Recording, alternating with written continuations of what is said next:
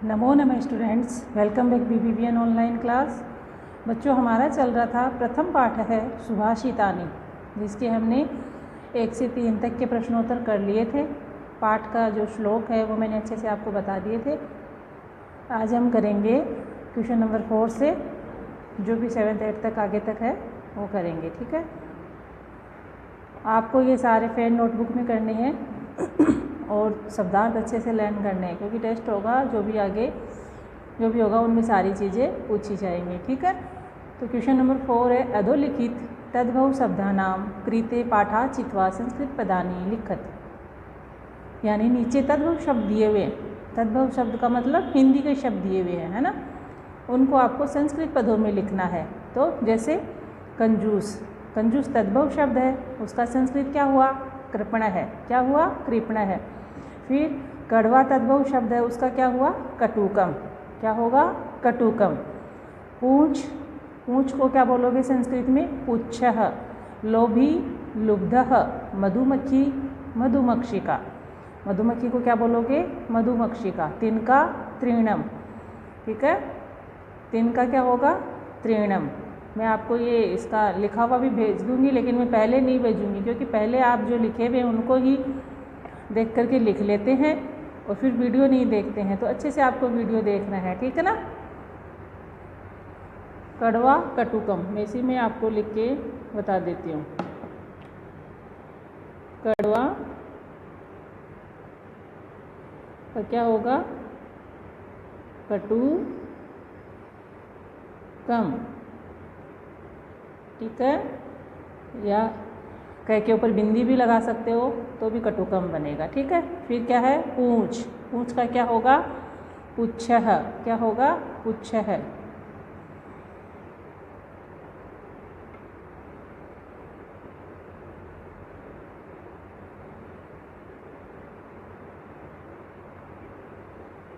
पुच्छः, विसर्ग। ठीक है, इस प्रकार से समझ में आ गया। फिर है लोभी, लोभी का क्या करोगे? लोभी का क्या करोगे आप? लुब्ध।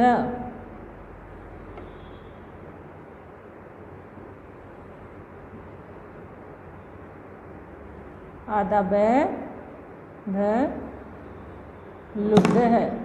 ठीक है, क्या करोगे? लुब्ध है, ये विसर्ग है। फिर है मधुमक्षिका, तो मधुमक्षिका क्या क्या मधुमक्खी है, हिंदी का शब्द है, तो संस्कृत का क्या हो जाएगा? मधुमक्षिका।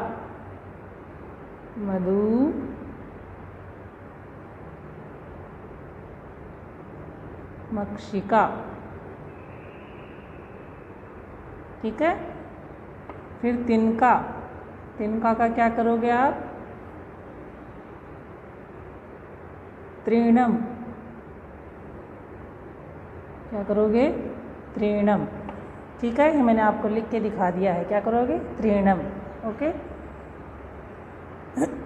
नेक्स्ट क्वेश्चन है अधोलिखित पदेषु वाक्येषु कर्तृपदम क्रियापदम च चित्वा लिखत। तो निम्नलिखित जो वाक्य हैं उनमें आपको कर्ता पद और क्रियापद दोनों को चुन करके लिखना है। जैसे वाक्य दिया हुआ है संत है मधुर सुक्त रसम सृजन्ति। जो संत हैं मधुर सुक्तियों का मधुर सुक्ति रूपी रसों का निर्माण करते हैं। सृजन्ति, निर्माण करते हैं, मधुर सुक्तियों का निर्माण करते हैं। ठीक है, तो कौन करते हैं? संत करते हैं, तो कर्ता संत है। फिर सृजन्ति, निर्माण करते हैं, तो सृजन्ति क्या हो गई? क्रिया हो गई। ठीक है, फिर है निर्गुणम प्रापे भवन्ति दोषः। निर्गुण व्यक्ति जो है, निर्गुण को क्या प्राप्त होकर? भवन्ति, हो जाते हैं, दोषा, कोई गुण जो है निर्गुण को प्राप्त होकर क्या हो जाते हैं? दोषः। तो दोषः क्या हो जाते हैं? दोषः। तो दोषः तो क्या हो गया इसमें? कर्ता। ठीक है, और क्रिया क्या होगी? हो जाते हैं, भवन्ति, तो भवन्ति इसमें क्रिया हो जाएगी। गुणगेषु गुणाः भवन्ति। गुण जो हैं गुणियों के पास में गुण ही रहते हैं। ठीक है, तो क्या रहते हैं गुणाहा, तो गुणाहा तो कर्ता हो गया और हो जाते हैं या रहते हैं का भवंती, भवंती क्या हो गई क्रिया हो गई। वैसे भी पता कर सकते हैं भवंती भू धातु से बना है, तो धातु से क्या बनती है क्रिया ही बनती है ना। सृजंती भवंती ऐसे जो शब्द हैं ये सब क्या है क्रिया होते हैं, तो भवंती, भवंती क्या हो जाएगा क्रिया। मधुमक्षिका माधुर्यम जनियेत, मधुमक्खी जो है शहद का निर्माण करती है, तो कौन करती है मधुमक्षिका, तो कर्ता कौन हो गई मधुमक्षिका। क्या करती है निर्माण, तो जनियेत, जनियेत क्या हो गई क्रिया हो गई। फिर है पिशुनश्रे मैत्री यशः नाश्यति, जो चुगलखोर होता है उसकी जो मित्रता है यश का अपने जो यश होता है उसका नाश कर देती है, ठीक है। तो नाश कर देती है, नाश्यति तो क्या हो गया क्रिया हो गया, और क्या कर देती है मैत्री, तो मैत्री आपकी कर्ता हो गया, ठीक है। फिर है नद्य समुद्रम आशादे अपेयः भवन्ति, नदियों का जो जल है समुद्र में आकर अपेय हो जाता है, नहीं पीने योग्य हो जाता है, तो किनका नद्य है, तो नद्य तो आपकी क्या हो गई कर्ता हो गई और भवंती क्रिया हो गई, ठीक है। समझ में आ गया आपको। नेक्स्ट है क्वेश्चन नंबर 6, रेखांकित पदानि आधृते प्रश्न निर्माणम कुरुत, रेखांकित पदों को आधार मानकर प्रश्न निर्माण कीजिए, ठीक है।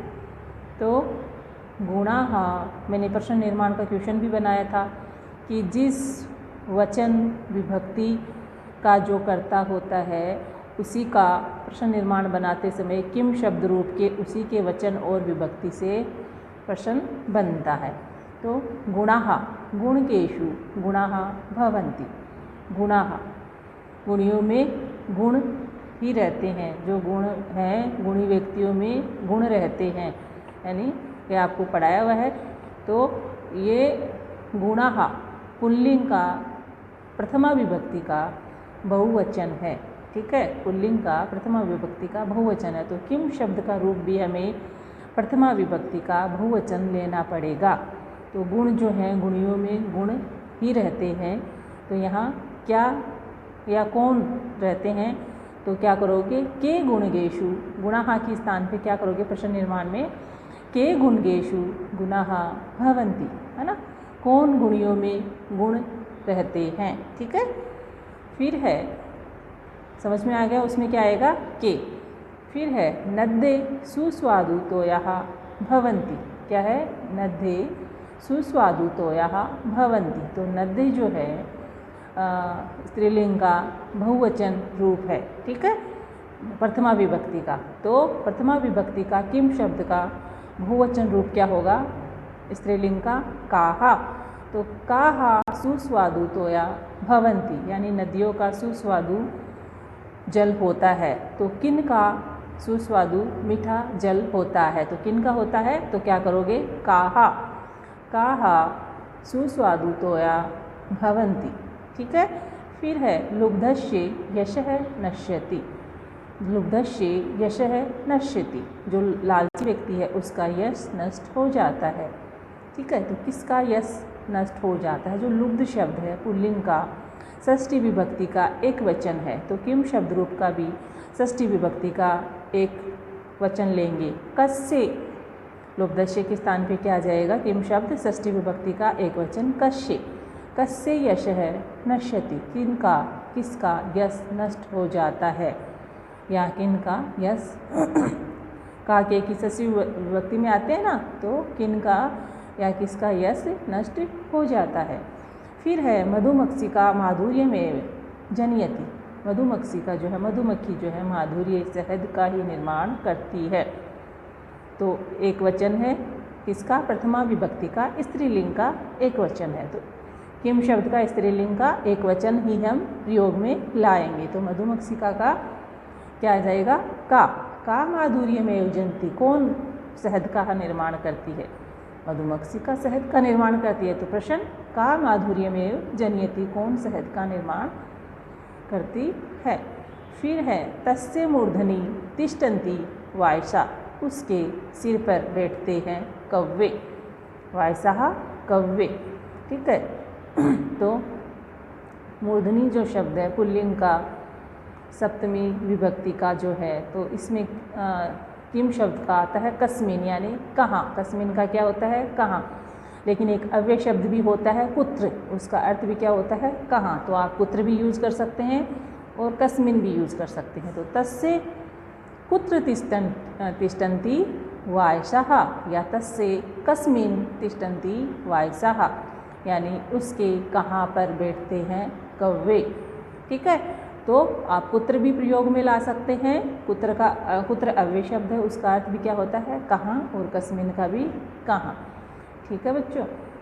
फिर है उदाहरणानुसारम पदानि पृथक कुरुत। उदाहरण के अनुसार जो पद हैं उनको पृथक कीजिए, यानी संधि बनाई हुई है उनको आपको अलग अलग करना है। जो शब्दार्थ में भी इन पदों को अलग अलग करके अच्छे से दिखाया गया है, आप शब्दार्थ में से भी देख के लिख सकते हैं।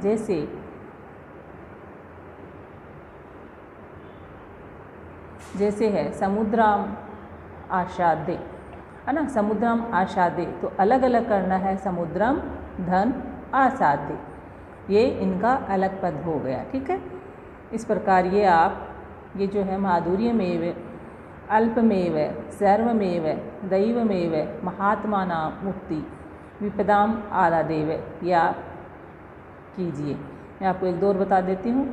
माधुर्यमेव, माधुर्यम प्लस एव, अल्पमेव, अल्पम प्लस एव, सर्वमेव, सर्वम प्लस एव, ये शब्दार्थ में सबके दिए हुए हैं। ठीक है। चलो दो और बच गए, ये भी बता देती हूँ। दैवमेव, दैवम प्लस एव, महात्मना मुक्ति, तो महात्मा नाम प्लस उक्ति ही, है ना। ऊ से ऊ की मात्रा जो है मैं में लगी हुई है, महात्मा नाम उक्ति ही। फिर है विपदाम आधा देव, तो विपदाम आदेव और विपदाम, इसके जो विपदाम आधा एव तो अलग हो जाएगा, और विपदाम आदेव, आदाव प्लस एव, ऐसे इसके 3 होते हैं, लेकिन आपको 2 करने हैं। ठीक है। विपदाम, मादाव, फिर एव। ठीक है। आपके ये जो शब्दार्थ हैं इनमें आपके ये देखिए सारे कई चीज़ें, जैसे समुद्रम आशादे, भवंती अपेया, है ना, ऐसे दिए हुए हैं कुछ के, और मैंने बता दिया आपको। ठीक है।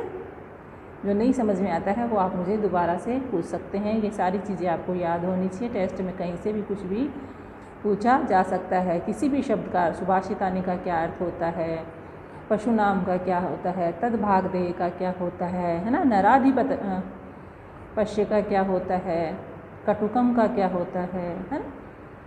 तो कुछ भी पूछा जा सकता है। मयूरव्य क्या होता है। ठीक है। तो इस प्रकार ये आपका जो है प्रथम पाठ है सुभाषितानि पूर्ण होता है। नेक्स्ट हम पढ़ेंगे व्याकरण का या फिर द्वितीय चैप्टर। ठीक है। Thank you.